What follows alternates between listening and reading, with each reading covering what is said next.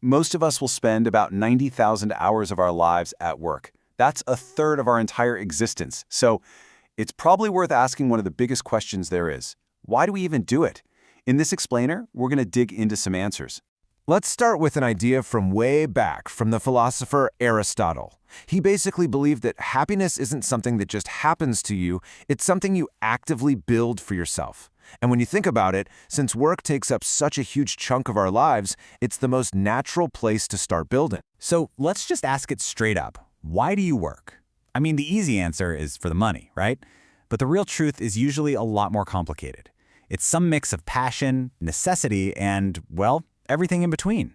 All right, to get started, we've got to tackle the most common answer first. Let's be real. For most of us, this is where the conversation starts, and honestly, where it often ends. We work to get paid.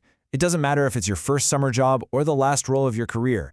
It's that fundamental transaction that keeps the lights on and pays the bills. But here's the thing. Money is just the tool.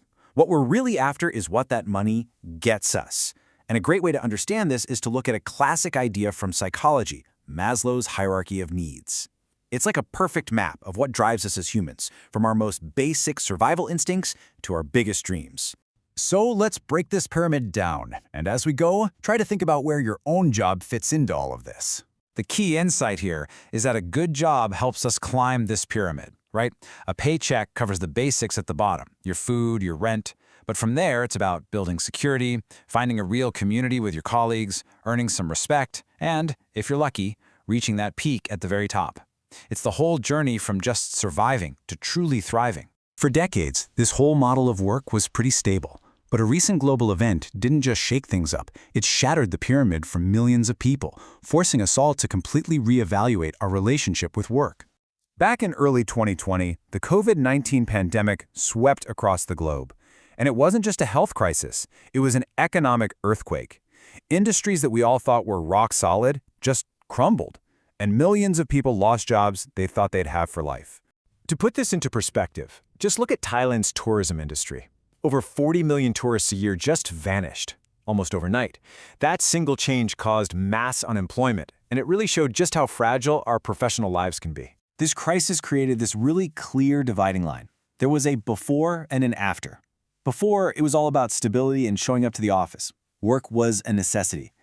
But after, everything changed. People started looking for personal value, for meaning in what they do. They demanded flexibility. And a job wasn't just a job anymore. It became a piece of who you are. So what does this new landscape actually look like now? Well, the consulting firm McKinsey analyzed this, and they found 3 huge shifts that are basically defining the modern workplace. First, the very idea of work has changed. It's not enough anymore to just check boxes for a paycheck. People are now demanding a sense of purpose. We're looking for roles that actually line up with our personal values. The question is shifted from, what do I do, to why does what I do matter? Second, the expectations for the workforce are way higher. Employees now expect and demand that their organizations genuinely care about their well-being, especially when things get tough. A healthy, supportive environment isn't a perk anymore. It's the bare minimum. And the third big shift is the workplace. The whole idea that work has to happen in a specific building from 9 to 5 is over. The pandemic proved that for so many of us, work is something you do, not a place you go. And that's kicked off this new era where work can happen from pretty much anywhere. So, in this new, constantly changing world, just asking why we work isn't enough. To really thrive, we have to prepare ourselves. And you know what? That preparation starts by turning inward and asking some much deeper questions. So to get ready, we have to start with some honest reflection about our professional lives. Ask yourself these questions. What's my real goal here? What's the unique value that I bring to the table? And what skills do I need to learn to stay fulfilled and relevant in the future? But work is only one part of the equation. We need to zoom out a little. What kind of life do you truly want to build for yourself? What does happiness actually look like for you? And maybe most importantly, after everything we've just seen, how can you prepare yourself to handle the next unexpected storm? And here's the key takeaway. Taking the time to answer these questions, that's what gives our work real meaning, a kind of personal value that no paycheck can ever buy. This self-awareness is the foundation for navigating the future and for building a genuinely happier, more resilient life. And I just want to leave you with this one last thought.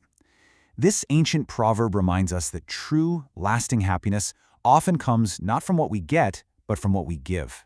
So maybe the ultimate answer to why we work is to find a way to contribute, to help others, and in doing so, to find happiness for a lifetime.